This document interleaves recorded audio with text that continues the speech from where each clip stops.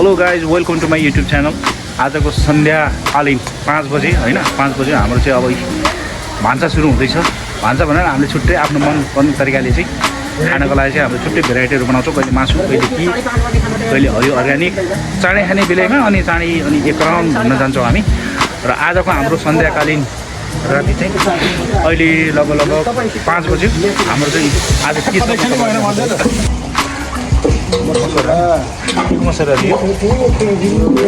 मसुरै हो कि मसुर त हो कि तर के को मसुरा मसुरा भनौँ न। आलु प्याज मजाले फ्राई हुँदैछ यहाँ। अब यसको लागि हाल्नलाई मसला रेडी छ। अब यो रातो रातो यसलाई चाहिँ अब मिक्स गरियो। अब आलु प्याज जस्तो रातो रातो ब्राउन कलरको भएपछि यसलाई चाहिँ हामीले मसला हर्दी हालेर हेर्नुहोस् हाम्रो चाहिँ अर्ग्यानिक पाराले बनाउने हो। आगो चाहिँ पुरा रन्केको छ। आगोमा आफूलाई के मनपर्छ मन परेको तरकारीहरू ठ्याक्क बनाउने हो। कहिले मासु पनि हुन्छ, कहिले काहीँ ढेँडो हुन्छ, के हुन्छ। हामी चाहिँ यसै बनाएर चाहिँ हाम्रो दिनचर्या बितिरहेछ।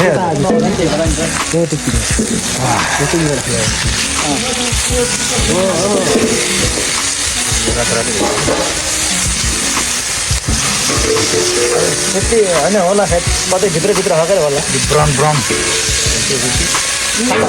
यो फर्काउनु ल। अब चाहिँ टमाटर हाल्यो। टमाटर हालेर किलो किलोको यस्तो त हुँदैन। टमाटर हालेर अलिअलि गलेपछि यो गाउने पनि बिजो पनि भएको रहेछ। बाटो बनाएर पैसा धुनु चलेर बेकार हाल्नु सबैले नुन भयो बेकार हाल्छ। नुन ठिकै छ। अब यसलाई हामीले बेसार हाल्यो।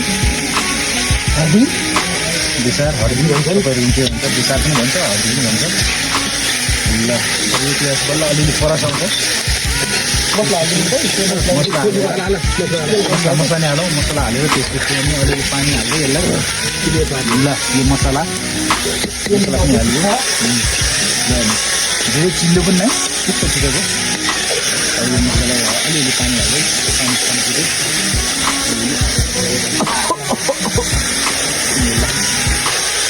आज हाम्रो भान्सामा यो चाहिँ खानेका तपाईँ पनि आउनु इन्भाइट भयो त ठुलो मिल्ने छ लगभग यो झोल भइसकेको छ। अब यो उम्लिएपछि त्यसपछि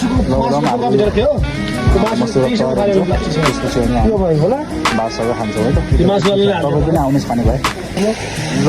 अब चाहिँ यो लगभग कभर भइसक्यो अनि धेरै खाइसक्यो। सुक्छ नि त भाइ यो गुलाउनु पर्छ कि लगभग यो तयार भइसक्यो। अब यसमा चाहिँ हामीले काटेपछि खाइहाल्छौँ। लगभग यो तयार यति भएपछि भात कहाँ थोरै खाएर तयार थियो। अब यो तयार भयो हाम्रो यो अकबरी खुर्सानीको चटनी र यो भात। अब चाहिँ हामीले